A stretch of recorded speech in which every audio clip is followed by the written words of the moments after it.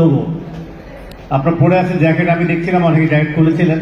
Sorry, আমি অনেকে push করি জ্যাকেটটা পরার জন্য, বিকজ জ্যাকেটটা আমি আপনাকে পড়তে বলছি বিকজ আপনার নতুন একটা identity.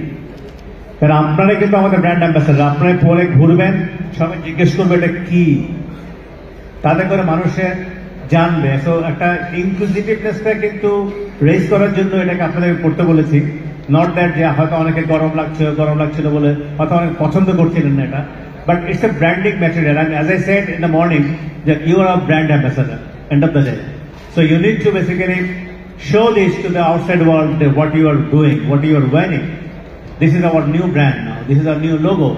We need to have pride in that, wearing our jacket and showing it to everyone else that this is what it is. এবং আমি মনে করি this is the best logo in the market. What do you think? Not that you are working for MTV, সেই জন্য আমি মনে করি এটা বিভিন্ন কারণে যে লোগোটা আমরা করেছি, এরকম ডাইনামিক এরকম কালারফুল লোগো কিন্তু বাংলাদেশে এখনো হয় নাই। সো এখন আপনাদের কাজ হচ্ছে ভালো পারফর্ম করা, নেক্সট এই বছরটাকে একটা ভালো জায়গায় নিয়ে যাও।